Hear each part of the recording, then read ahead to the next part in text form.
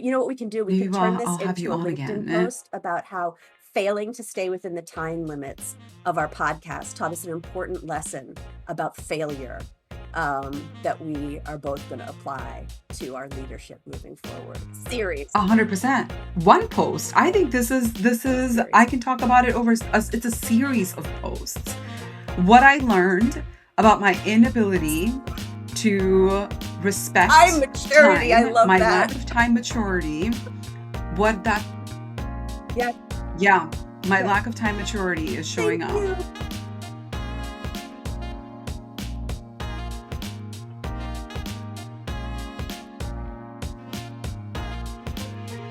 Hi, everybody. Welcome to a special summer bonus episode of the Circle Back Club. It's me, Aparna, and today I have a very special guest. So, lately I've been thinking a lot about the word professionalism. It used to mean wearing trousers instead of sweatpants. Literally, lately, professionalism feels like aligning your voice to a kind of corporate compliance. We're all sort of living in a time where white collar workers are facing a really strange double edged sword. On one side, you have the intense corporate surveillance disguised often as employee listening tools, which feels less like listening and more like a wiretap to make sure you're not harboring independent thoughts or collaborating in the wrong ways with your colleagues. And on the other side, there's a massive, massive pressure to say something, especially on social media, to have a presence, to post on LinkedIn, to have a brand, to perform thought leadership, and to keep up. But God forbid that that thought leadership actually contains a real thought. And I think increasingly, God forbid that you wrote it yourself.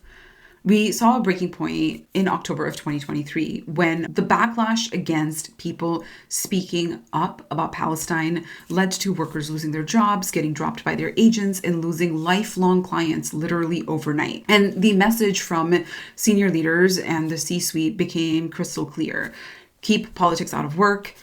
Put your humanity on the side. Don't walk into workplaces with all of those things. So, how do we reclaim our identity and our selfhood when our employers are explicitly asking us to fragment ourselves? Be one way at work and be yourself at home. And while like none of these ideas are new, there is a level of surveillance that feels entirely unprecedented. And so, to help me untangle all of this, I'm bringing in the founder of Mighty Forces Herself, story coach and author, Amanda Hirsch. Amanda, welcome. Happy to I'm be here. I'm so so happy that happy that we you're recently here. connected, and I just love talking to you. Ditto. I love talking to you too. We met and we've been leaving each other all of these voice notes about our voice and my ick around social media and you challenging me to think about that differently. With the Circle Back Pod, we like starting at the top of the episode with a little bit of data, like grounding people into something that's real so that they can zoom out, but then we'll zoom right back in. In doing a little bit of research for this episode, one thing that I found were like study after study on workplace psychological safety that shows upwards of 50 or 60% of people admit to self-censoring themselves at work because they fear retaliation. And I really feel like, and we talked about this when we first met, is social media has really evolved from this fun digital playground where you could be in your sort of niche community to, at least insofar as work is concerned, it's become like a place to do another background check, right? And that's been true for over a decade, where you apply for a job and you're in your final rounds, and then the hiring manager does a Google search and is looking at your Facebook profile or your Instagram profile or any socials that are public. And I know that you're helping people find their voice in lots of different ways. So I guess I'm curious, like, what are you seeing and hearing? And are people as terrified to be themselves I mean, as studies suggest? honestly, in one way or another, I feel like as long as I've been doing this work, which is over a decade, longer by some measurements, people have been afraid to be real, Yeah. at work and on social media. I have worked with executives who stand on global stages and give keynotes who are very self-conscious about Mhm. having a website or about sharing their own ideas in people's social media feeds. When it comes to actually saying what they think, there is a lot of fear, and I see it in people just starting out in their careers. I see it in really seasoned people. So a big part of my work has always been not just the current administration, it's been helping people overcome that fear. And I think, there are a lot of reasons for that. I mean, one is your free speech isn't protected at work. I mean, so to some extent, you are right to uh, censor or self-manage at work. So there's just the fact of that. I'd be curious to talk to like 20 somethings in the workplace and see if this is still their experience. But for so long, we were so conditioned to adopt a kind of professional speak and a kind of professional persona. As we enter the workplace, we're conditioned and trained to say things like, to whom it may concern, attached, please find, proven, you know, um, evidence of my expertise in the areas of, and it's like, and nobody talks that way. Nobody talks that way. But then it's like LinkedIn comes along and people are like, to whom it may concern, previously my experience includes, and it's like, so there's a lack of permission, I feel, in American work culture to be authentic, and that extends to our online activities. I would say that there's also, though, I want to name a spectrum of authenticity or a spectrum of being real. I mean, there's a big distance between saying nothing and saying every single thing. And what I can help with is tuning into what it is they want to say, and discerning what are the values and maybe dreams that are behind that. And let's be creative in helping you show up in alignment with those values and maybe those big aspirations or dreams, and find the place on the spectrum where you can speak to that authentically and it's not at like the maximum risk. So maybe you don't feel comfortable with your employer going on LinkedIn and saying, I'm disgusted by what's happening to immigrants in this country. Maybe it does feel appropriate to shout out a colleague of yours who started something in her community to help immigrants, or an organization that you admire for how they're helping immigrants. So maybe shouting them out is a way for you to use your platform to authentically reflect something that's important to you without it necessarily being incendiary. So that's some of what comes up for me in response to that question. You know, in measurement and evaluation, we often talk about proxy measures.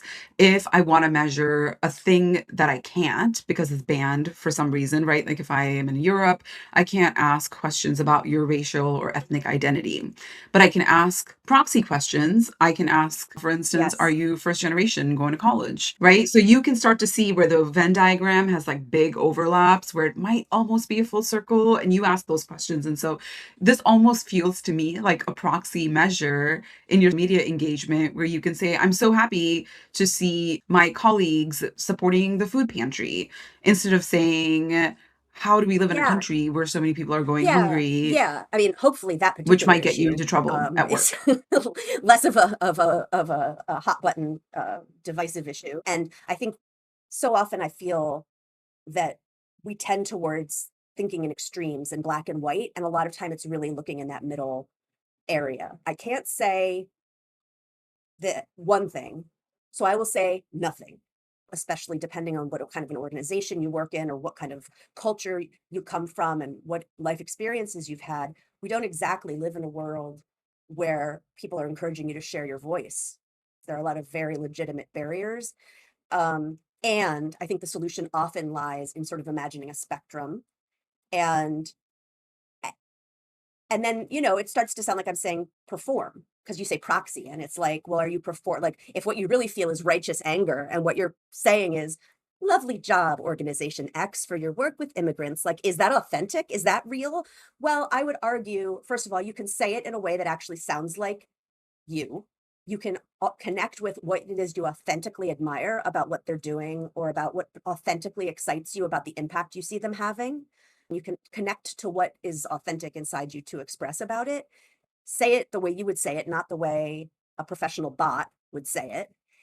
But there are so many Oh, bots, and they're trying to make the bots sound like us. Right now, we can tell the bots I apart know. Well, and from that's, I mean, to me, it's real kind of like, voice, but woof.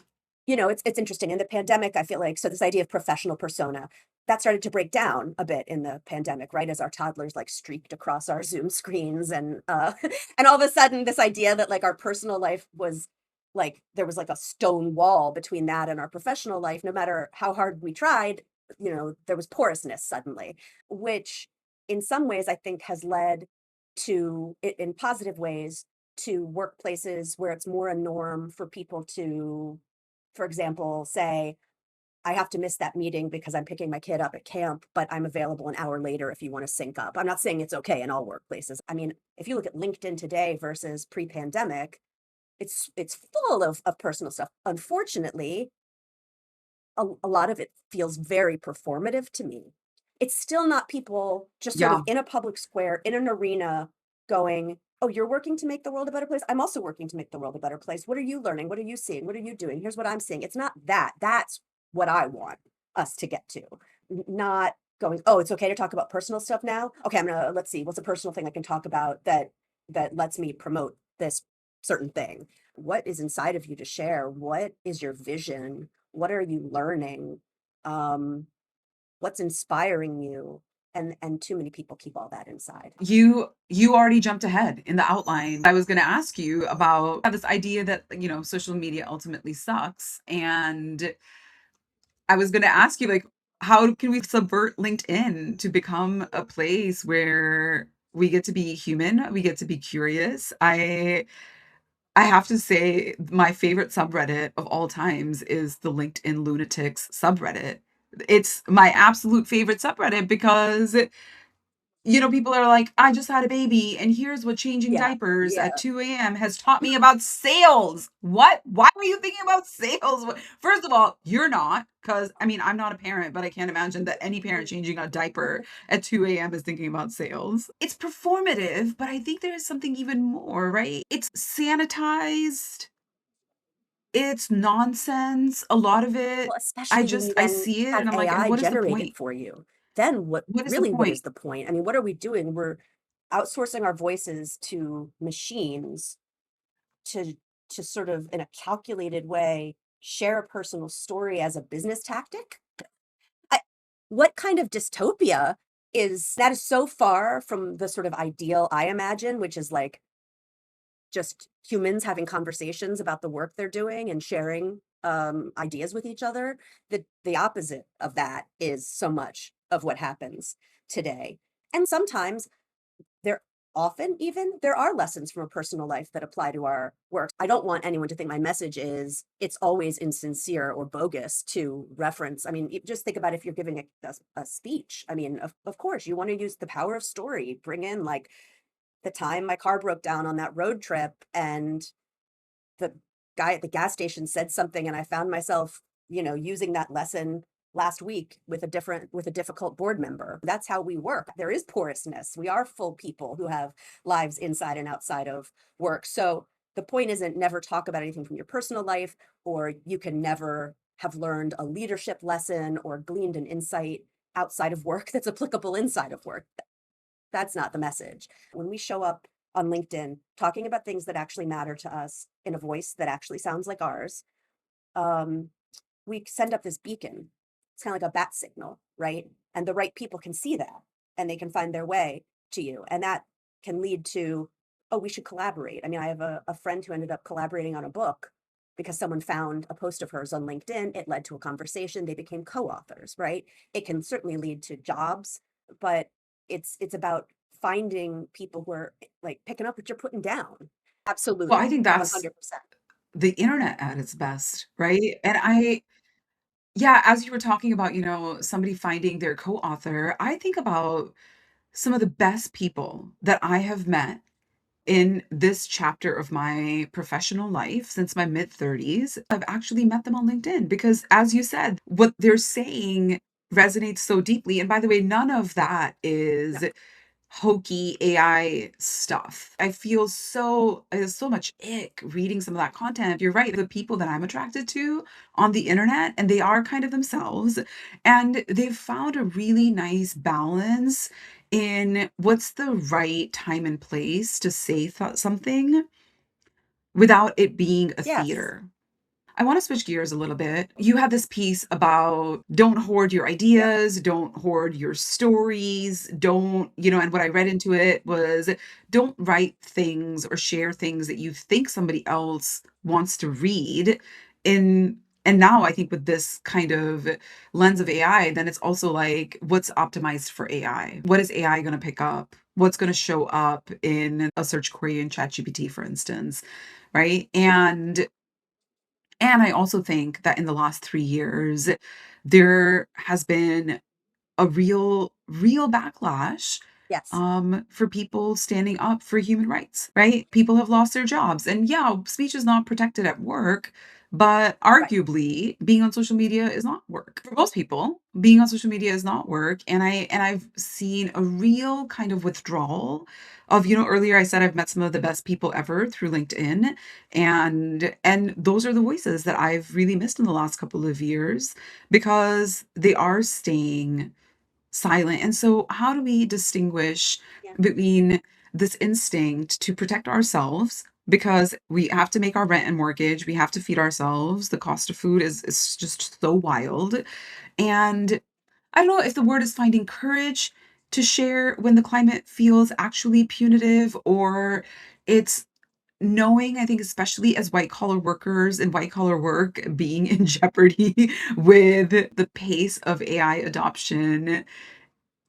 Where is that line between I need to protect myself because my employment is the path to being sheltered and fed, and knowing that speaking up is Heck the yeah. path And to that fighting fascism, if speaking you will? up, what we were just talking about on LinkedIn, it's in service of connection. It's in service of finding people, and social connection is the biggest threat to fascism.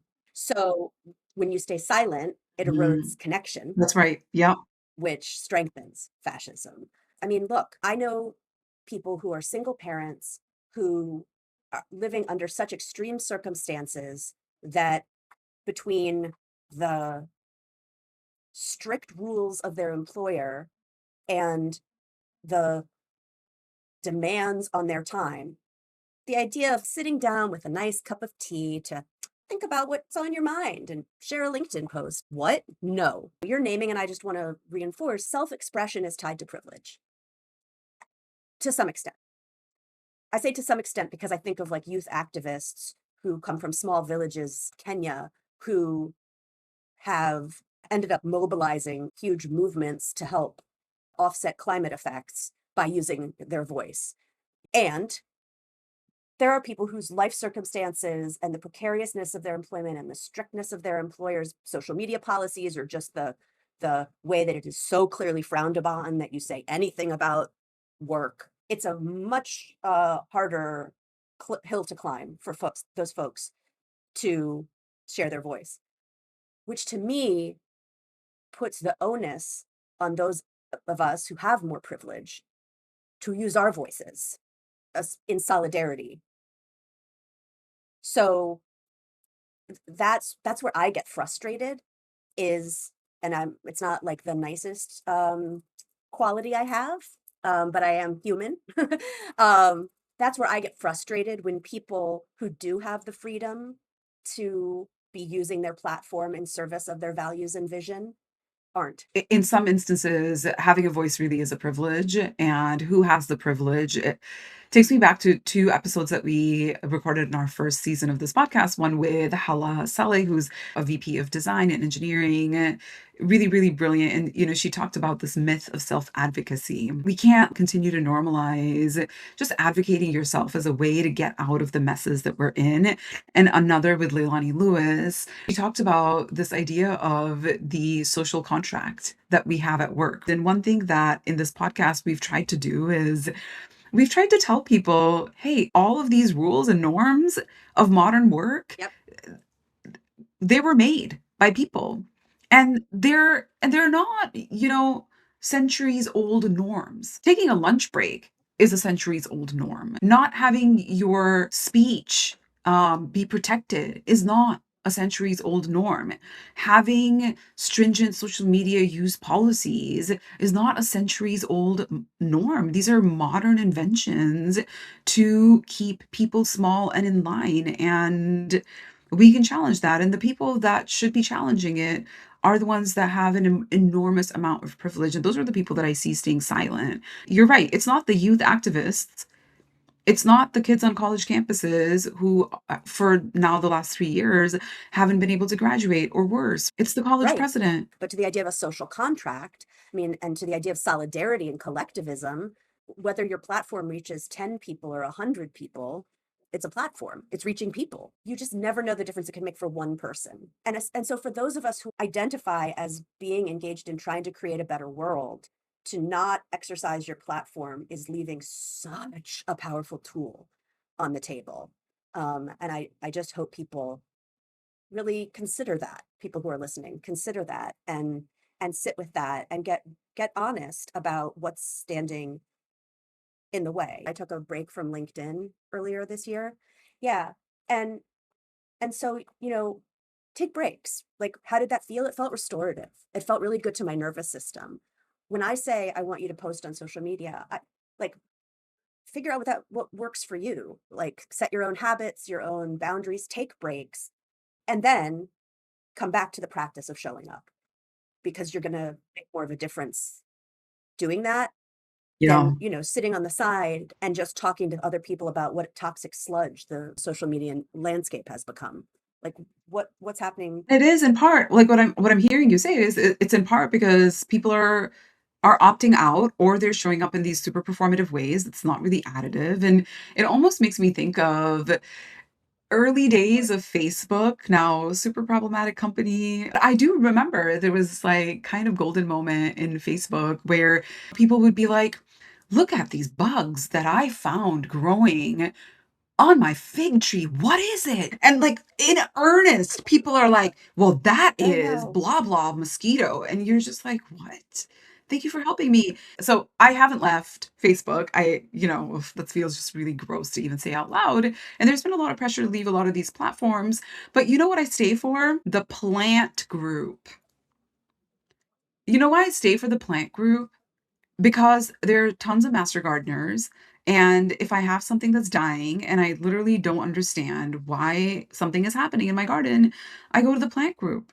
Also the mushroom group. Those are 2 groups. It just kinda takes me back to we we Yes. have to create the world that we wanna live in, and online spaces are also part of our world now, whether we want them to be or not, and they can be genuine.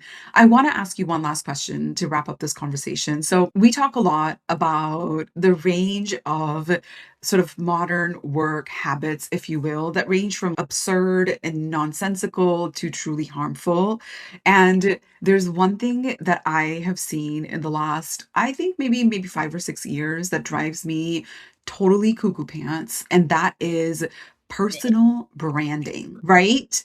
And when we were first chatting, I was like, Don't try and sell me on personal branding because I'm not here for it." And you said, "Brands are for products." And that has lived rent free in my head ever since. Brands are for products. Yes. People, they're defined by their stories. And I think that there's so much about white collar culture because you don't see a master carpenter being like, "Today I varnished cabinets," or "Today we poured concrete on our job site." And you know what I've learned about Yeah. sales from pouring concrete? Nothing. Yes. Right. Nothing, because they were too busy paying attention to the concrete, right? So you don't see this in blue collar work, but in white collar work, there is sort of this push to turn ourselves into predictable, safe, easily digestible brands for other people. Why? I don't understand. Finding our lane. I've heard people say that so much. It's like, "What's your lane, Amanda? What's your lane? What do you speak to?" The algorithm is not going to know who to push you to if you don't have a lane and you're not speaking in your lane.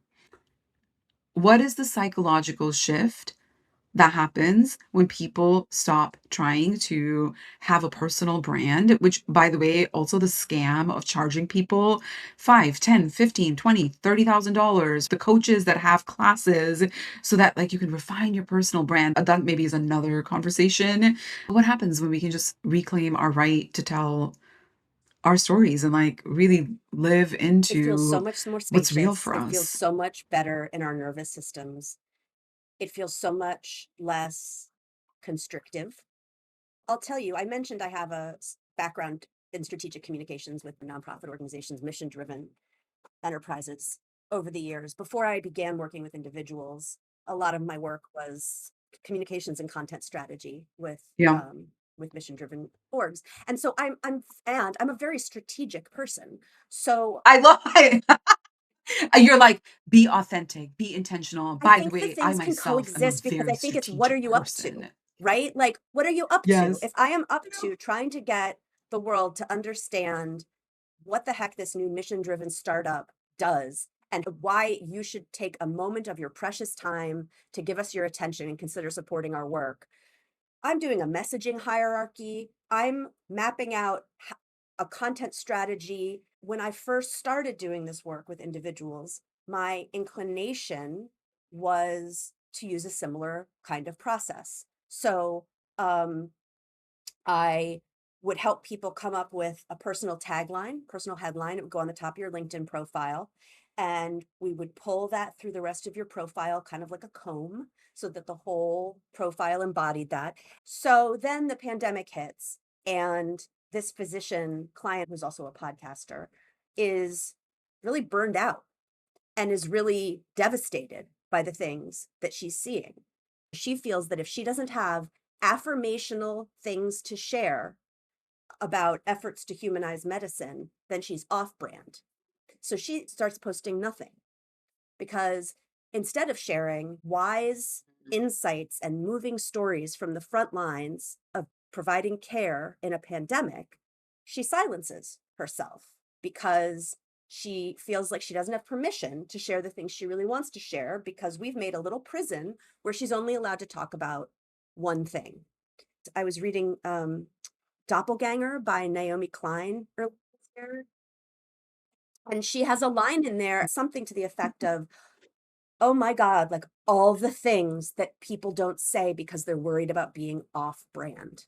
All the ideas we don't get, all the stuff that doesn't show up in our Mhm. feeds, not even because people are afraid of repercussions from their employers or because they're lack self-confidence, but simply because they're like, well, I'm learning a lot about connecting with my neighbors, but I'm someone who talks about reinventing the way we invest in women. So I would never put something on LinkedIn about new ways of connecting with neighbors because that's not about investing in women." And it's like, we're not better off because you suppressed that story. So this is a long answer and I'm sorry, but I want to say I understand smart people who are rewarded for being strategic at work. There's an extent to which you're like, I'm trying to break through the noise. How are people going to find me? The algorithms are against me. If I'm at least in this one lane, then people know what to expect from me. And I would say apply that thinking to the business that you run or to the project that you're leading. But for you, we are all better off, and you are better off if you just give yourself permission to speak to what is most alive in you, Mhm. that feels most aligned with your values and vision to share in any given moment.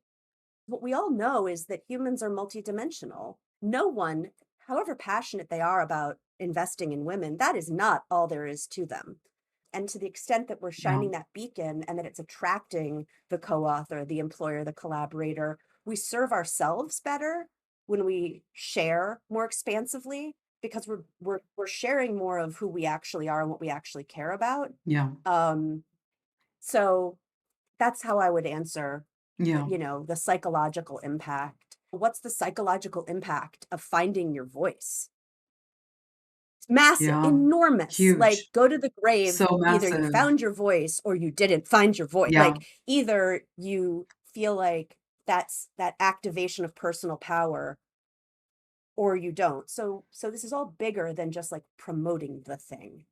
But that's not what showing up in the public square, showing Yeah. up online is about. Yeah. Over the past month of the conversations that we've been having, I really truly expected myself to stay staunchly in my position that not only does social media suck, but our goal should be to get off of it. And I have to say that you've surprised me. You've convinced me that one of the ways in which I and others can wield their agency is to have a voice, to be authentic, to be intentional, and I think, on the data side, what's funny is that the enshittification of the internet has meant that you're likely to not actually grow a Yeah, it's particularly large following because almost all of it is pay to play, I and so love that why not reframe. just be I love yourself? that, right? You're not out Why here not be trying to be an yourself? influencer Why or not be win yourself? at content creation. It's just like that's like the just let go of that frame. It doesn't serve you, right? Like you're putting out your beacon, whoever Yeah. sees it, and it means something to them. And the other thing I would say to people Mhm. listening is data wise, far more people lurk on the internet than engage. It feels like I'm just posting Yeah. into the void because you might get 2 likes and you're like humiliated. Why Yeah. didn't I? My friend got 200 likes. To the extent that you can detach Yeah. from that, the point isn't I wanted to get 200 likes because what's 200 likes anyway? But I was going to say with the lurking, I've had people who like want reach out of the woodwork and they're like, "Hey Amanda, followed your work for a while. Can we have a call?" And I'm like, "Great, of course." And then, natural question, how did you find me? Well, I've just been following you on LinkedIn for a really long time, or before that it was Twitter. Rest in peace. I And myself have been following you for a very long time and listening to your and podcast and and I watching didn't your know that because I videos mean, and you all you of the maybe have above. Yeah. lurked, right? My point is these people were absorbing what I was putting out there and it was meaning something to them. And my metrics didn't tell me that. So to some extent, Yeah. there's a science to all this, but there's also like a leap of Mhm. faith to all this, like in connecting with fellow humans. And I really love and want to amplify what you said earlier along the lines of online spaces are just sort of spaces. Like we move through the world, we go to the coffee shop, then we're in the space of Instagram, then we're in the space of a meeting with our colleagues, then we're in the space of the grocery store, then we're in the space of a library, then we're in the space of checking Facebook. It's all spaces where we interact with other people. And so it's about bringing intentionality to like how we want to show up and engage with other people as opposed to thinking of social media as this like separate place that demands its own way of behaving. So when you um raise your hand in a meeting, you don't get likes. You don't get you don't say something Oh and my people are gosh. like raising their flags to be like, I liked that you just said that. And you don't always know when you say something in a room. If you're at a community meeting at the library and you say something, people might look stone faced, but you might have just rocked someone's world. Yeah.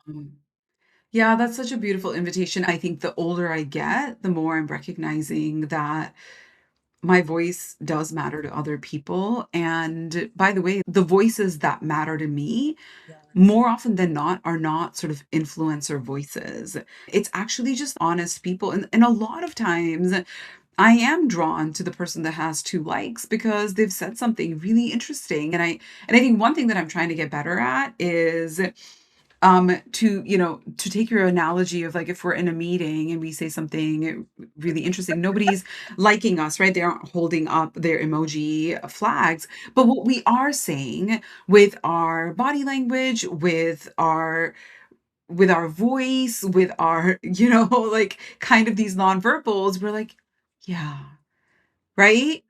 And how do we do that a little bit more consistently, right? So that somebody who's exercising their agency for the first time, they can also experience a little bit of that validation, And actually I love start that you showing brought up that in the up square because more frequently. part of showing up isn't just going to the podium or standing on the soapbox. It is listening to what other people have to say. If we're showing up in alignment with our values for most of the people that I come in contact with have something to do with supporting other people or, being a good listener or considering diverse perspectives or what have you. I like to say to people, my like chocolate chip cookie recipe, like back of the Nestle Toll House bag of chocolate chips. So it's not a fancy cookie recipe, right? But it's the like, I'm in a hurry. I'm just looking at the back of the bag of chocolate chips. Here's my recipe for showing up is I post once a week. What is something I learned in the last week? What is something I'm really proud of? What is something that I'm curious about? You're not just going, time to post again about investing in women or, whatever. Not that anyone I know who cares about investing in women would ever bring that energy to it. It's also find something from someone you actually know, and comment, um, and find something from someone you don't know yet and comment. That's the recipe. That's like the flour, eggs, and sugar or whatever is like say something of your own that you want to put forward. Engage with, I was just going to put my middle finger up as part of my counting. I won't be rude to your listeners. um, uh, so say something and then say something to someone that you know because, right, social connection with other humans is what this is ultimately all about. And so there are people on this platform that you already know, and this is a way of honoring their work and their voice, showing them that you're listening, not to mention um, adding to the conversation. And then comment on someone you admire but don't know yet, or a friend of a friend whose works on your periphery, because again, honoring voices, like showing the person in the meeting that yes, their comment landed, and also expanding your own relationships, because that will only nourish you and your work.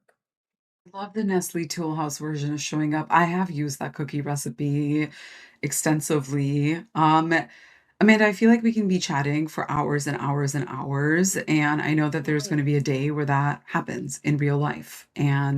But also, I thought that for We did whatever not. reason we would get this done in 30 minutes, and here we are. We did not. We did not. We didn't do that. But um, I'd love it. I'd love it. You know what we can do? We maybe could turn I'll this I'll have you into a on LinkedIn again. post about how failing to stay within the time limits of our podcast taught us an important lesson about failure, that we are both going to apply to our leadership moving forward. Series, 100%. One post. I think this a is I series. can talk about it over it's a series of posts. What I learned about my inability to Time respect maturity. I time, love my that. lack of time maturity, what that Yeah. yeah, my Yeah. lack of time maturity is Thank showing up. you. Amanda, thank you so much for being on with me today. And for everybody listening, please go check out Amanda's work at Mighty Forces. And thank you for the invitation to all of us white collar Thank you. workers to reclaim the internet. And that's our show for today. Circle Back Club is hosted by me, Aparna Ray. And if this is your first time here, hi, thank you for being here. This is a podcast that HR doesn't want you to listen to because we look under the hood of modern workplaces to give you some language and some laughs to make sense of what you're feeling and talk about what it actually looks like to refuse the corporate straitjacket. And a reminder that all of this is made up.